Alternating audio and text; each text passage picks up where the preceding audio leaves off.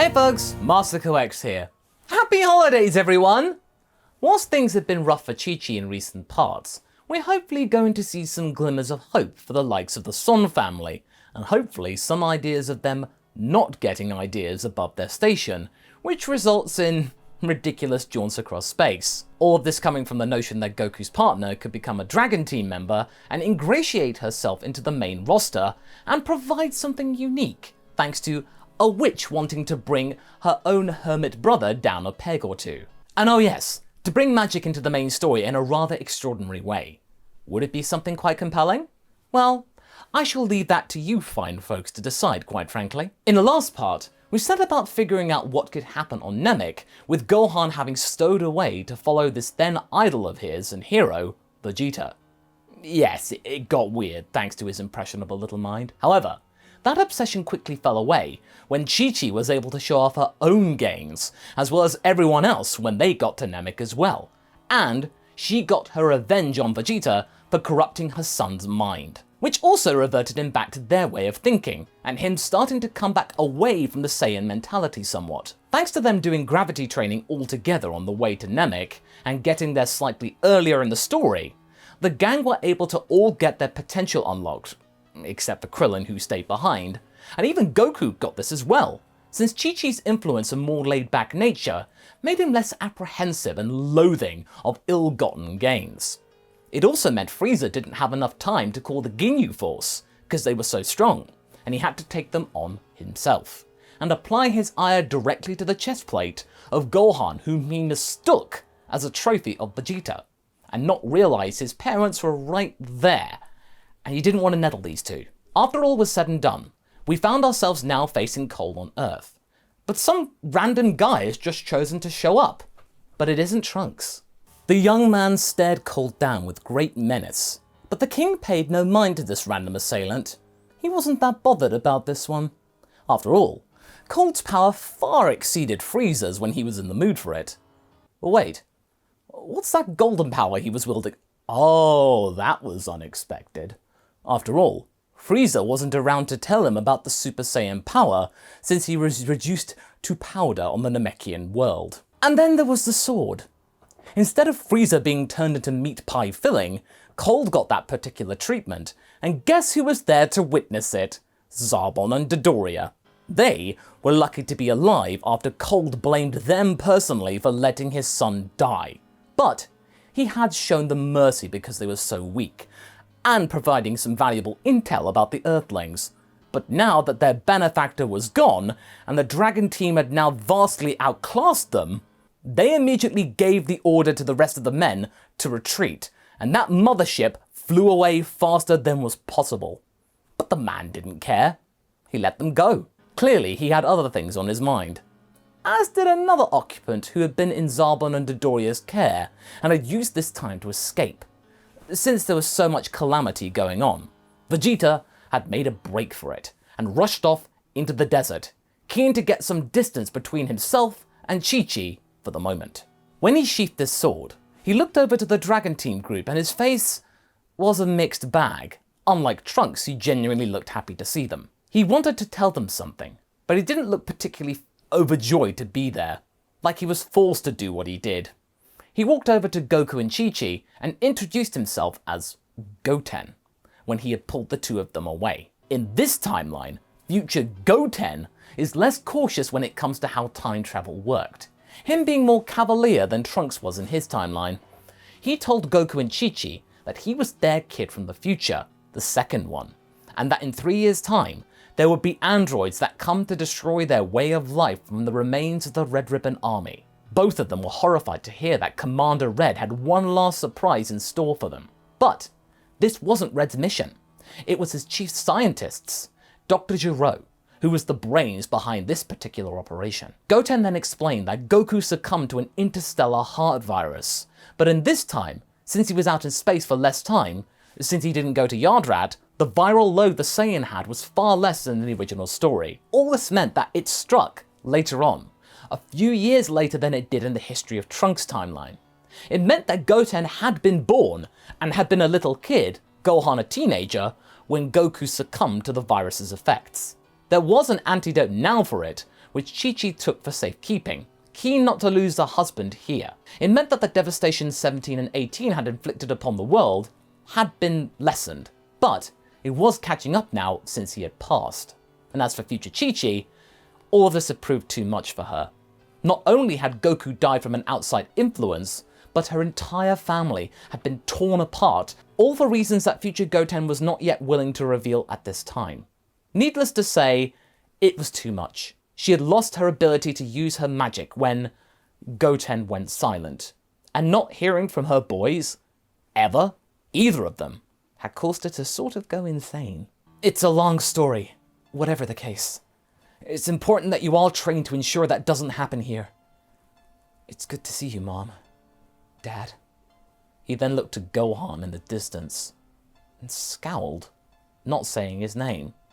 With a final briefing, future Goten then departed, and the group saw the time machine before Goku and Chi-Chi explained the situation to the group, careful not to tell them who exactly that person was, even though Piccolo heard, but he kept it stum out of respect.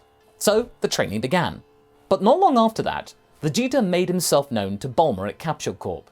He had come to train in the gravity chamber, but Bulma basically told him to get lost.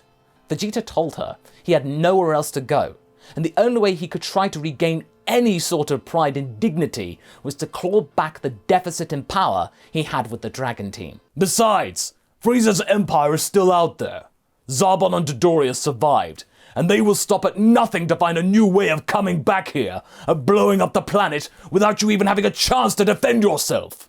If you want to know how to get rid of them for good, you had better trust me and work with me. Bulma then told him about the upcoming android threat, stating that everyone was training and didn't have time for any of his nonsense. Which actually made Vegeta sort of comply a little more, surprisingly, since he would be then even further behind. And when Bulma told Chi-Chi that Vegeta had come crawling back to Earth, Chi-Chi said that, yeah, he could train in the gravity chamber, since she actually felt kinda sorry for him. Gohan had long since eschewed the prince from his mind, and hey, if he was willing to fight alongside the Earth team for this bit, then an extra pair of hands couldn't hurt. So, as the prince gets settled in, Bulma starts to see another side to him, and they eventually hit it off like the original. As for Gohan and the Son family plus Piccolo, they trained together, rekindling the arrangement that they had whilst training for Nappa and Vegeta's arrival earlier on. Only with Chi-Chi now here as well to act as support in person. Gohan couldn't help but feel that something was off, that something was present that his parents weren't telling him. He couldn't figure out what it was, but it was something. And despite him not wanting to emulate Vegeta or Raditz anymore, the entire effect of them was something that couldn't be expunged from his mind, since especially he had willingly accepted to not erase them from his mind and influence. It meant that he was quite a bit less merciful, and a little more willing to fight and go all out, much less the pacifist that he was in the original story, to which Chi-Chi did find a cause for concern. But after all that had befallen him lately, this was something she could willingly take. At least it was here on Earth. The time came for the group to meet on a Membo Island, and to their surprise, Vegeta and Bulma were in a relationship, and had had a kid. Trunks' revelation was far more impactful than Gohan's was. What a twist! Vegeta had caught up tremendously as well. He had gone off into space to train further and grab the Super Saiyan power that he had heard about, and also taking care of Zarbon and Dodoria. And he then would come back for help. And as for the antidote, Chi-Chi made sure that Goku took it the day before they arrived here, and one more time before they left the house, since she was far more on the ball about it, ensuring that her husband would definitely not forget. Thanks to this, Goku didn't succumb to the virus's effects and remained on the battlefield, and so he was able to ultimately destroy Android 19 and Dr. Gero. Well, almost. He bailed like before, but the group was hotter on his tail, and future Goten arrived to find 19's head, and then have to frantically chase after the group he could sense. The story then progresses like before, and despite Goku being there, 17 and 18 are just as strong. But one thing that counted against them was that Chi-Chi's magic was able to work against them. How? Well, Jiro is a stubborn one. He is a man of science, and because of this very steadfast and reluctant nature and way of life, he deemed magic to be completely not worth his time, and since he didn't know much about it, it was not something that should distract him from his true mission, to better the world through technology and science! not fantastical illusions and parlor games. Chi-Chi, doing quite a good job against the androids, was getting a little confused. If she was this good against these two, then how come her future self went mad? Well, that would come to the fore in due time, Chi. Future Goten arrived on the scene to witness the battle and was surprised to see 17 and 18 struggling. Granted, he was pleased to see the group working together, as well as to his mother pounding them and showing off her skills, but it also felt bittersweet to him. If only his mother from the future had not had to experience what had happened then, things might have been different. Gohan greeted the future man, to which Goten completely ignored him. Huh? What's going on? I said hello! Oh, yeah. Hey, was all that future Goten could muster. Gohan was now confused. Before he could get any more out of this one, the androids then pulled a fast one, causing a distraction, grabbing the pod of Android 16 before promptly escaping. And since they don't give off ki, they were gone. Goten rounded on Gohan, blaming him irrationally for not letting him get in and fight, instead of just asking him inane questions. The two of them were arguing intensely, to which this caught Chi-Chi's attention, demanding to know what the hell was going on. This was when Goten had to fess up. He realized, especially after his past mother lambasted both of them, that he was partially to blame for the androids escaping, actually. He explained to the group that why he's so cold to Gohan was mostly down to how his future brother had acted since future Goku died. He had gotten serious, cold, brooding, almost acting like Vegeta. Present Gohan fidgeted. It seemed like his younger impulses hadn't been quite purged from his psyche after all. It took a global apocalypse to bring them back into prominence. As a result, it caused friction between himself and Chi-Chi, who couldn't stand the fact that her kids were at loggerheads all the time with each other. And it all came to a head especially after one day at an amusement park, where 17 and 18 had begun their usual destruction. He and Trunks in the future, Goten, those two were best friends. They trained together under Gohan. But he wasn't a kind or understanding master like he was in the future Trunks timeline originally. He was hard here, cruel, very strict, treating them like dirt, them not behaving like proud Saiyan warriors. Because of this, as well as a lack of empathy and desire to protect, it led to Trunks being killed by the androids. Goten could never forgive his brother for that, and that led to them never speaking to one another again, and thusly why Chi-Chi went crazy out of despair. Present Chi-Chi gasped. Future Goten went Super Saiyan that day, at the sight of his best friend's death, and his brother had been responsible, but he then chose to train by himself, and on the day his future brother died, himself, to the androids, he didn't care. Goten spent his time then taking care of his now beleaguered mother, and trying his best to save what was left of Earth. All of this hit present Gohan hard. He was still capable of that? I'm sorry, Goten, that a version of me could be so cold. Losing your best friend must have been hard. Goten's expression softened, him beginning to understand that this version of Gohan wasn't an exact copy of his own brother. Chi-Chi stood between them. Once this is all done, you two are going to talk like brothers and figure this out.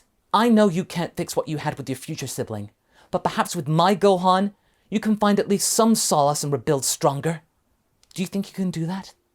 Future Goten nodded, promising to work together with present Gohan, and tried to not let his own personal demons get in the way. After that, things start to flow a little more like the original, with Vegeta then arriving after the droids had fled, supremely disappointed to have trained so hard, having gotten Super Saiyan, to then find out that the Dragon Team had only gone and lost them. He was complaining all the time. But don't worry, Jeets, your chance to screw things up will come. Goku and Chi-Chi realized that whilst they could handle the droids in a quick battle, that over time, they would be whittled down, since those droids didn't seem to tire.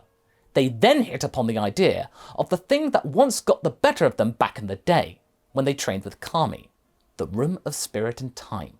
In just a day, you can get a year's worth of training. Future Goten volunteered to go in once they got to the lookout with Gohan, them using this time to truly patch things up and ensure that any inner demons didn't rear their ugly heads again when it counted. Goku and Chi-Chi thought this was a good idea, but then Vegeta had one of his own. Kakarot, I wish to train with your woman. Huh? Chi-Chi turned to the prince and looked sickened. Why would I train with you for a whole year? Vegeta smirked. Come now. I've gotten over our little squabble. I've moved on. Don't tell me you're stuck in the past. I thought you more mature than that. Don't listen to him, Chi-Chi, said a serious Goku. He's just trying to play you. Get a rise. Chi-Chi looked focused, and a clenched fist softened. You know what? Why not? I don't mind the idea of beating you senseless for 12 months. Do you mind, Goku? Goku looked concerned, but he thought that she knew what she was doing. Well, if you think it'll work, all right. She walked up to the prince. If you think you're going to get the better of me, you'll be sorely mistaken. I'm going to make you suffer every single day. Good, smirked Vegeta. That's what I had in mind. What? He was going to enjoy this? And this is where we're going to be leaving things for right now. So what do you folks think? With Goten and Gohan patching things up and Vegeta trying something with Chi-Chi, will this be enough to stop the androids and any other future demons? Leave a comment below and let's get this discussion going. And I will see you in the next video. Catch you later!